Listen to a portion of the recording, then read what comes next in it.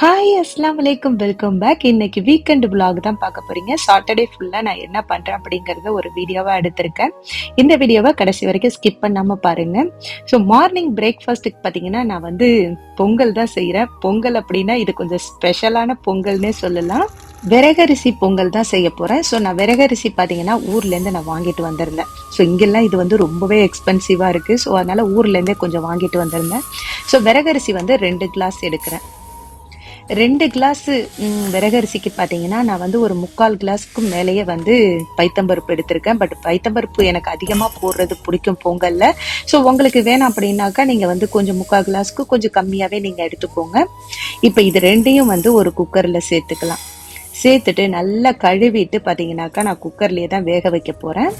So first நம்ம கழுவி எடுத்துக்கலாம்.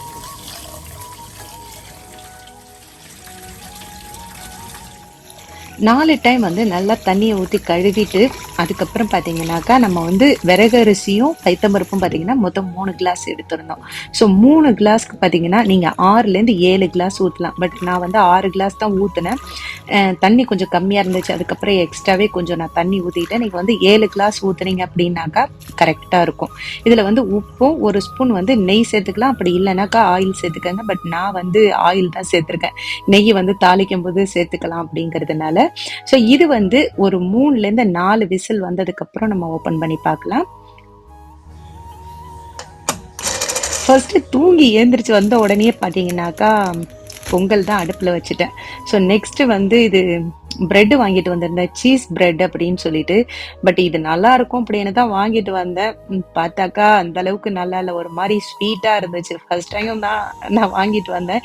எனக்கு தெரியல, யாருமே சாப்பிடல. பசங்கள்லாம் யாரும் வேணாம் அப்படின்னு சொல்லிட்டாங்க. ஃபரான் குட்டி மட்டும் பொங்கல் சாப்பிட மாட்டான் அப்படிங்கிறதுனால அவனுக்கு மட்டும் ஒரே ஒரு பிரெட் எடுத்து கொடுத்தேன். ஸோ எடுத்து கொடுத்துட்டு சைட் பை சைடு காஃபிக்கு பாலும் அடுப்பில் வைக்க போகிறேன். எப்போதும் ஹாலிடே அப்படின்னாக்கா கொஞ்சம் லேட்டாக தான் ஏந்திரிப்போம். 10 o'clock கிட்ட தான் ஏந்திரிப்பேன். 10 o'clockங்கிறதே எங்களுக்கு கொஞ்சம் சீக்கிரம் தான் சொல்லலாம்.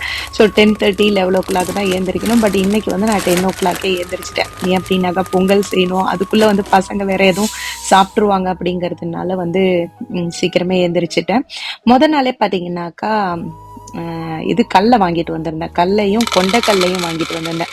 கொண்டைக்கல்லை எனக்கு பெருசாக இருந்தால் பிடிக்காது. ஸோ சின்னது எனக்கு ரொம்ப பிடிக்கும். அதனால சின்னது தான் வாங்கினேன். பீனட்டும் வாங்கிட்டு வந்தேன். அது 1 கிலோ, இது 1 கிலோ வாங்கிட்டு வந்தோம். ஸோ பீனட்டு நிறைய யூஸ் ஆகும். எனக்கு எல்லாத்துக்குமே நான் யூஸ் பண்ணுவேன். பசங்களும் நல்லா சாப்பிடுவாங்க. ஸோ அதெல்லாம் டப்பாவில் எடுத்து வச்சுட்டு இந்த சைடு பார்த்தீங்கன்னாக்கா 4 விசில்லையே பொங்கல் ரெடி ஆயிடுச்சு. ஸோ நான் எக்ஸ்ட்ரா கொஞ்சம் தண்ணி சேர்த்துட்டேன். தண்ணி கொஞ்சம் கம்மியாக இருந்துச்சு. நீங்கள் ஒரு 7 கிளாஸ் நீங்கள் சேர்த்துக்கிட்டீங்க அப்படின்னா கரெக்டாக இருக்கும். ஸோ ஃபஸ்ட்டு பீனட் சட்னி தான் பண்ணியிருந்தேன். தேங்காய்லாம் போட்டு பீனட் சட்னி தான் பண்ணியிருந்தேன் பொங்கலுக்கு. ஸோ அதுக்கு ஒரு தாளிப்பு கொடுத்துடலாம் அப்படிங்கிறதுனால ஃபஸ்ட்டு அதுக்கு தாளித்து நான் அந்த சட்னியில் ஊற்றிட போகிறேன். பீனட் சட்னி பார்த்தீங்கன்னா ரொம்பவே டேஸ்ட்டாக இருக்கும், ரொம்ப ஹெல்த்தும் கூட. அதனால அடிக்கடி நான் பீனட் சேர்த்துக்கிறது. ஸோ இது எதுக்குன்னு பார்த்தீங்கன்னாக்கா பொங்கலுக்கு கொஞ்சம் நல்லா தாராளமாக நெய் சேர்த்துக்கோங்க.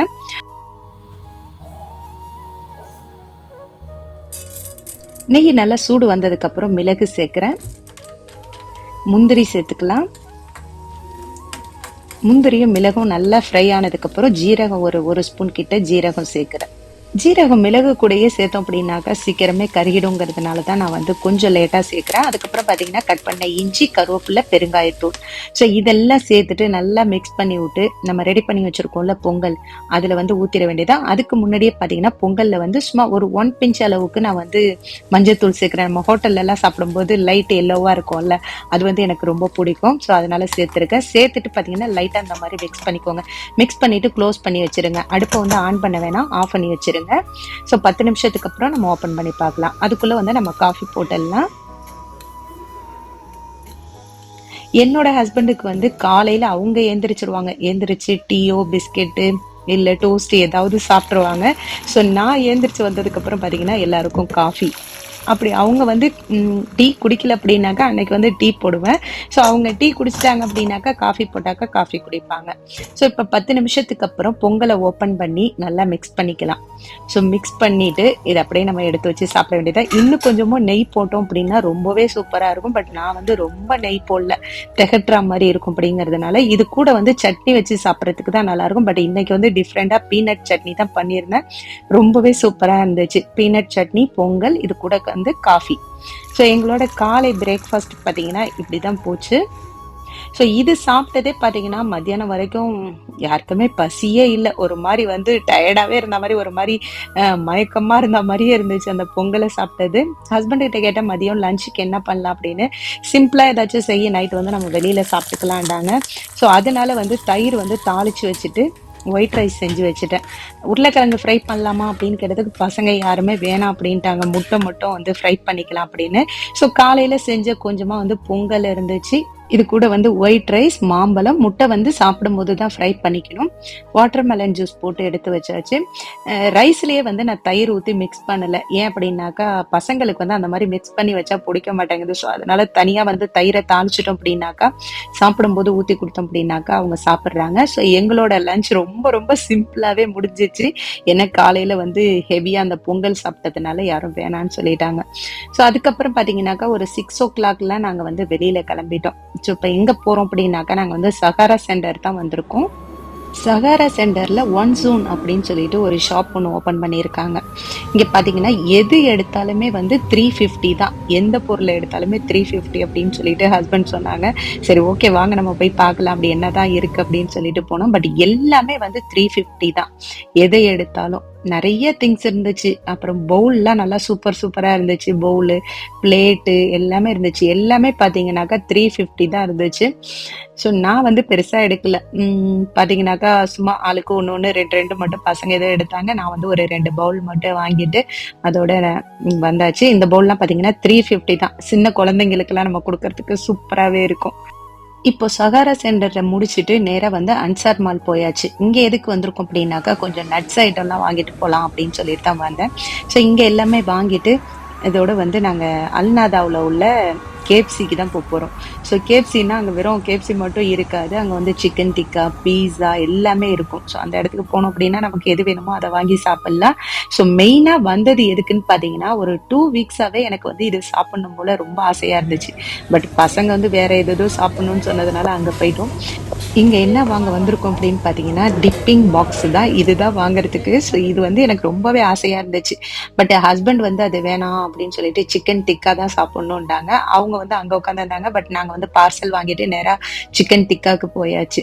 ஸோ ஓப்பன் பண்ணோடனே ஓ மை காட் அப்படிங்கிற மாதிரி தான் இருந்துச்சு. ரொம்பவே நல்லா இருந்துச்சு. பட் எங்கள் ஃபேமிலிக்கு இந்த ஒன்று வாங்கினாலே போதும். நாங்கள் வந்து பட் வந்து எக்ஸ்ட்ரா வந்து சிக்கன் டிக்காவில் வேற ஹஸ்பண்ட் ஆர்டர் பண்ணிட்டாங்க. ஸோ இதில் வந்து எல்லாத்துலேயுமே வந்து 6 பீஸ் இருந்துச்சு.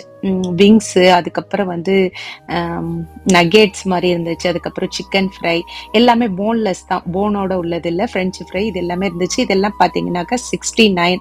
ஸோ இது வந்து எங்களுக்கு எல்லாருக்குமே பிடிச்சிச்சு. பட் ஹஸ்பண்ட் எனக்கு பிடிக்கல அப்படின்னு சொல்லிட்டாங்க. அவங்களுக்கு வந்து போனோட இருந்தால் நல்லாயிருக்கும் அப்படின்னு. ஸோ சிக்கன் டிக்காவில் பார்த்தீங்கன்னா இதுதான் ஆர்டர் பண்ணியிருந்தோம். பட் இதை எல்லாமே எங்களால் சாப்பிட முடியல. ஸோ இது பாதி வந்து ஒரு பிளேட் வந்து பார்சல் பண்ணி வீட்டுக்கு எடுத்துகிட்டு வந்தாச்சு. மறுநாள் எல்லாமே சாப்பிட்டாங்க. ஸோ எங்களோட டே பார்த்தீங்கன்னா இப்படி தான் போச்சு. இந்த வீடியோ உங்கள் எல்லாருக்குமே பிடிக்கும்னு நினைக்கிறேன். பிடிச்சிருந்துச்சு அப்படின்னா லைக் பண்ணுங்கள், ஷேர் பண்ணுங்கள், மறக்காமல் நம்ம சேனலை சப்ஸ்கிரைப் பண்ணுங்கள். பாய்.